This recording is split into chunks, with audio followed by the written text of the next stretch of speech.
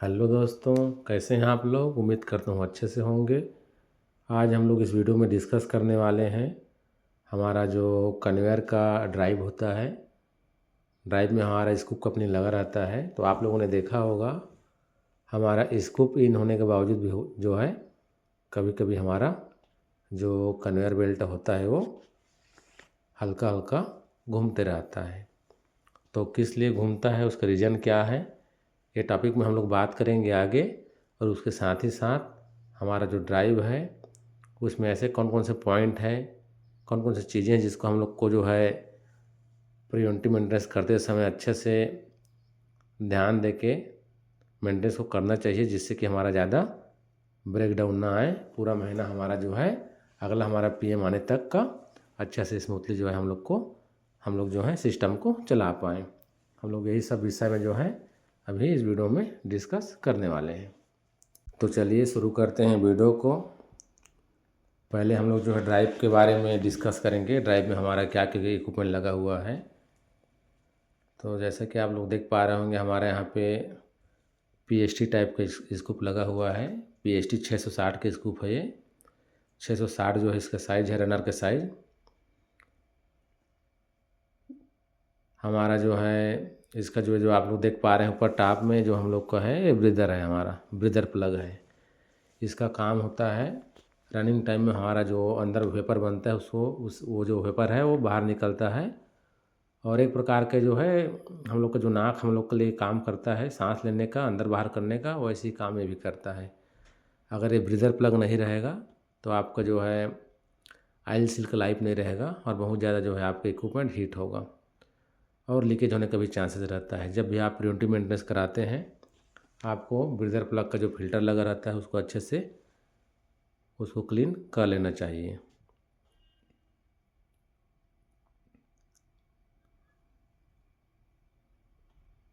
हमारा जो है इसमें एसटी मोटर दिया हुआ है।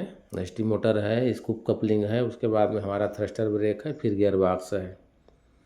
कहीं कहीं पे छोटा कन्वेयर रहता है, वहाँ पे आप लोग को जो है फ्लूइड कपलिंग देखने के लिए मिलेगा। लेकिन हमारा जो है ये हैवी कन्वेयर है, हमारे यहाँ पे स्कूप कपलिंग दिया हुआ है। और स्कूप कपलिंग का जो ऑयल है उसको ठंडा करने के लिए हमारे यहाँ पे जो है एयर कूलर दिया हुआ है। कहीं कहीं पे उसके जगह हमें जो है हीट एक्सचेंजर भी दिया हुआ रहता है। हीट एक्सचेंजर और आपका एयर कूलर है, दोनों में क्या अंतर है इसके बारे में भी हम लोग जो है अभी आगे डिस्कस करेंगे कि दोनों के फ़ायदे और नुकसान क्या हैं। ये हम लोग का जो है एसटी मोटर है। एसटी मोटर के बाद जो है हमारा दोनों के बीच में जो है जहाँ पे हमारा ये गार्ड लगा हुआ है, यहाँ पे जो है आपका पिन बुश कपलिंग लगा हुआ है। यहाँ पर पिन बुश कपलिंग है, उसके बाद हमारा स्कूप है। स्कूप के बाद जो है हमारा फिर पिन बुश कपलिंग है जहाँ पे हमारा थ्रस्टर का ड्रम है। और उसके बाद जो है उसके बाद आगे में हमारा जो है गियर बॉक्स का इनपुट शाफ्ट है। और ये जो है हमारा ये स्कूप का रोटरी एक्चुएटर है जिसका काम होता है आपका स्कूप को इन और आउट करना, ये लीवर के माध्यम से जो लीवर दिया हुआ है। और ये जो है इसका व्हील है, आप इसको मैनुअल मोड में आपको चलाना रहता है। अगर एक्चुएटर का ये जो एक्चुएटर है इसका ये व्हील है, आपको जब भी मैनुअल मोड में चलाना है स्कूप को आउट करना है तो ये व्हील से ही आप जो है बाहर करके कर पाते हैं। ये जो आपका व्हील है ये व्हील को आपको पकड़ के बाहर की तरफ जो है इधर आगे तरफ खींचना रहता है। खींचने के बाद जो इसका डबल पिन है बाहर निकल जाता है। फिर जो है आप यही से जो हमारे ऑपरेटर भाई लोग होते हैं मैनुअल मोड में आप कन्वेयर को पोजीशन कर पाते हैं या चला पाते हैं।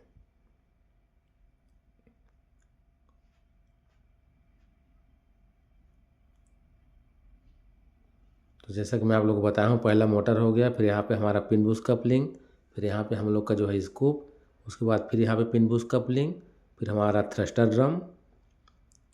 ये थ्रस्टर ड्रम जो हमारा थ्रस्टर का जो ड्रम है, इसके बाद जो है आगे में हम लोग का जो है आपका गियर बॉक्स का इनपुट शाफ्ट।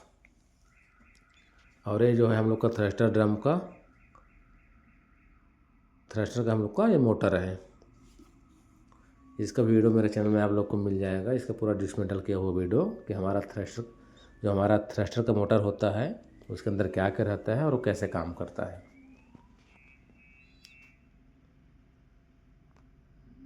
और जो हमारे जो हम लोग का जो स्कूप कपलिंग होता है, इसके आप लोग का जो आउटपुट साइड है उस साइड में जो है हमेशा जो है आप लोग को एक इंस्पेक्शन डोर देखने के लिए मिलेगा।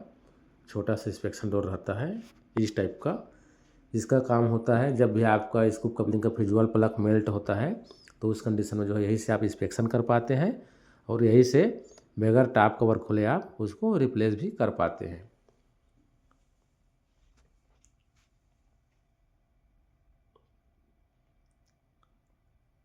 अभी जो है हम लोग का यहाँ पे जो हमारा गियर बॉक्स लगा है वो हमारा बेवल हेलिकल गियर बॉक्स लगा हुआ है कंबाइन टाइप का। उस विषय पर भी हम लोग जो है अभी आगे चर्चा करेंगे। अभी थोड़ा सा हम लोग जो है एयर कूलर के बारे में डिस्कस कर लेते हैं। जैसा कि आप लोग देख पा रहे हैं यहाँ पे हमारा एयर कूलर दिया हुआ है। कहीं कहीं पे इसके जगह में हम लोग को हीट एक्सचेंजर देखने के लिए भी मिलता है। लेकिन हीट एक्सचेंजर में क्या होता है, हमारा पानी और ऑयल मिक्स होने का चांसेस रहता है।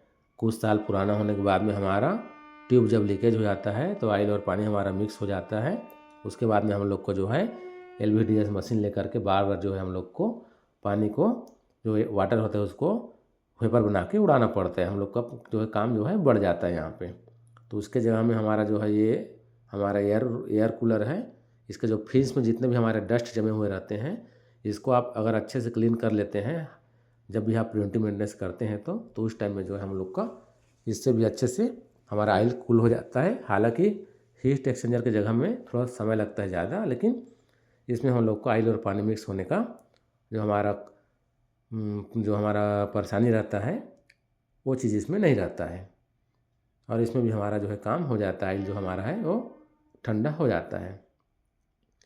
इसमें हम लोग का जो है OCP दिया हुआ रहता है, ऑयल सर्कुलेशन पम्प दिया हुआ रहता है। उसमें हम लोग का ये गियर पंप लगा हुआ रहता है। ये जो है हम लोग का गियर पंप है, इसी के माध्यम से जो है हम लोग का ऑयल जो है सर्कुलेट होते रहता है। एक हम लोग का सक्शन रहता है, सक्शन में हम लोग का जो है हीट ऑयल आता है और डिस्चार्ज में हम लोग का जो है ठंडा होकर ऑयल ये हम लोग का एयर कूलर उसके माध्यम से जाते रहता है। ये हम लोग का प्रेशर स्विच दिया रहता है। जितना प्रेशर हम लोग का सक्शन में है उतना ही प्रेशर हम लोग का डिस्चार्ज में जाना चाहिए, तभी आपका सिस्टम हेल्दी रहता है। नहीं तो जो है आपका चोकिंग का अलार्म आता है। ये जो है हम लोग का गियर पंप है, उसमें फ्लो कंट्रोल वाल्व दिया रहता है। यहाँ से इसका जो फ्लो है उसको आप कंट्रोल भी कर सकते हैं एज पर रिक्वायरमेंट, आपको जितना ज़रूरत है उसके हिसाब से।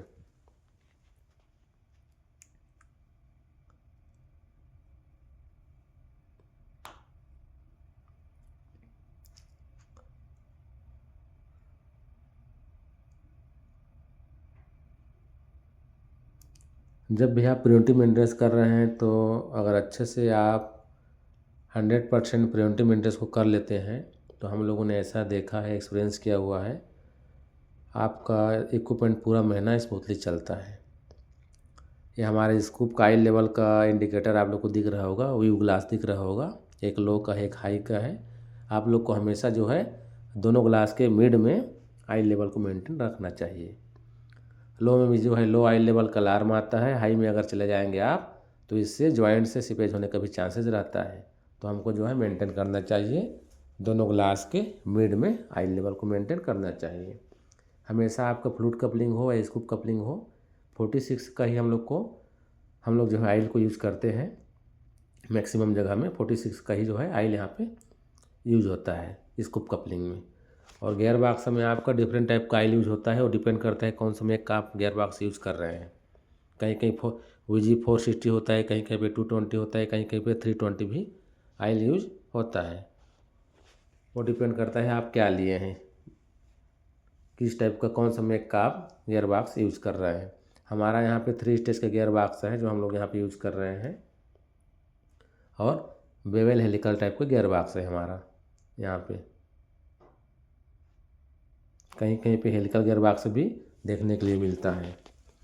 बेवल हेलिकल और हेलिकल गियर बॉक्स, दो टाइप का ही जो है मेनली गियर बॉक्स हम लोग CHP में यूज करते हैं।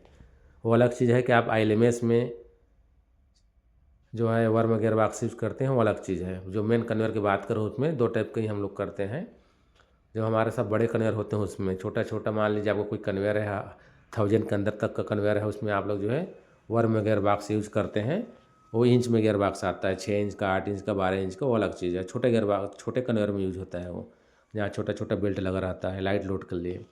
बाकी हैवी ड्यूटी के लिए हम लोगों ने अधिकतर जितने भी प्लांट में काम किया है देखा हुआ है, हेलिकल और bevel helical gear box type, दोनों टाइप का ही गियर बॉक्स यूज करते हैं। ये हम लोग का थ्रस्टर ड्रम है, इसका तो आप लोग जान ही रहे होंगे। हम लोग का इसका इस्तेमाल हम लोग जो है हमारा डाउन स्ट्रीम को चोक होने से बचाने के लिए करते हैं, ताकि हमारा जो है कुछ सेकंड पहले हमारा बेल्ट रुक जाए और हमारा डाउन स्ट्रीम का जो है चूड़ जो है चोक होना पाए, चोक होने से बच जाए, उसके लिए इसका यूज हम लोग करते हैं। इसमें हमारा ट्रांसफार्मर ऑयल भी होता है, इसका जो मोटर है हम लोग का ये इसमें, और ये हम लोग का पिस्टन है।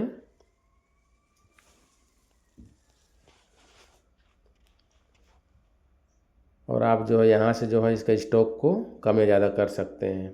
हमारा जो थ्रस्टर ड्रम होता है उसका स्पीड, कितना स्पीड में आपको पिस्टन उठाना है, कितना स्पीड में आपको डाउन करना है, अप या डाउन करना है, उसको आप यहीं से एडजस्ट कर पाते हैं।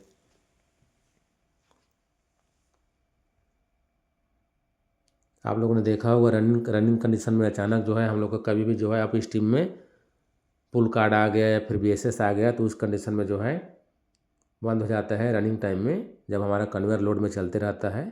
तो अगर आप थ्रस्टर ब्रेक जो है लगा कर नहीं रखेंगे, आपका इक्विपमेंट में अगर थ्रस्टर ड्रम नहीं लगा रहेगा, थ्रस्टर नहीं लगा रहेगा, तो उस कंडीशन में डाउन स्ट्रीम हमारा चोक होने का चांसेस रहता है।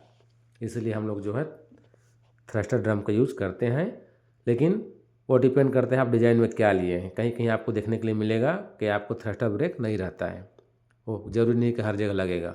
वो डिपेंड करता है कितना इंक्लाइनेशन में आपको बेल्ट है और आपने डिज़ाइन में क्या लिया है। ये हम लोग का गियर बॉक्स है, गियर बॉक्स का इनपुट शाफ्ट है, और ये हमारा फैन एरिया है। जब भी हमारा गियर बॉक्स कंटिन्यू चलते रहता है तो हमारा ये फैन से हमारा जो गियर बॉक्स है वो कंटिन्यू जो है ठंडा होते रहता है, इसका हवा से, इसका एयर से। इसको हमारा गियर बॉक्स का कूलिंग के लिए दिया हुआ रहता है इनपुट शाफ्ट में। यहाँ पे हम लोग का 320 का ऑयल लगता है हमारा गियर बॉक्स में। जैसा कि आप लोगों को मैं बताया हूँ, अलग अलग प्लांटों में अलग अलग हो सकता है, वो डिपेंड करता है आपके प्लांट में कौन से मेक का आप गियर बॉक्स लिए हैं और किस टाइप का आप गियर बॉक्स लिए हैं। 3 स्टेज का हम लोग का ये गियर बॉक्स है। इसका गियर बॉक्स का हम लोग को, जैसा कि आप लोग को मैं बताया हूँ, हमारा गियर बॉक्स का ब्रीदर प्लग को proper cleaning, oil level proper हमारा जितना हमारे रिक्वायरमेंट है उससे कम ना ज़्यादा, कम रहेगा तब भी आपका हीट होता है गियर बॉक्स, ज़्यादा रहता है तब भी आपका गियर बॉक्स हीट होता है। और ब्रीदर प्लग आपका चोक रहता है तब भी आपका गियर बॉक्स हीट होता है। तो इस चीज़ का आप लोग को प्रिवेंटिव मेंटेनेंस करते समय विशेष ध्यान रखना चाहिए। ये हम लोग के यहाँ, ये हम लोग का व्यू ग्लास है, जहाँ से हम लोग इसका ऑयल लेवल को देख पाते हैं। ये अलग अलग गियर बॉक्स में अलग अलग टाइप का दिया हुआ रहता है, कहीं कहीं डिप रहता है, कहीं कहीं पे इस टाइप का व्यू ग्लास दिया हुआ रहता है। और ये हम लोग का जो है होल्ड बैक है। इसका काम आप लोग तो जान ही रहे होंगे। इसका जो हम लोग का काम है होल्ड बैक का, वो जो है आपका हम लोग का जो कन्वेयर है उसको जो है अपोजिट डायरेक्शन में जाने के लिए रोकता है। इसका काम वही होता है, एक प्रकार से ब्रेक का काम करता है। जब भी हम लोग का कन्वेयर चलते रहता है, चाहे लोड में हो या नो लोड में हो, तो उस कंडीशन में अगर आपका चलते चलते हम लोग का जो कन्वेयर है वो रुक जाता है, तो अपोजिट डायरेक्शन में जाने के लिए ये रोकता है। वही इसका काम रहता है होल्ड बैक का। होल्ड बैक अगर नहीं रहेगा तो आपका जो बेल्ट है वो रिटर्न घूम के टेल में आ जाएगा। अगर कोई आपका लोड में रहेगा तो पूरा कोयला आपका टेल में आ जाएगा, चोक हो जाएगा आपका टेल जो है।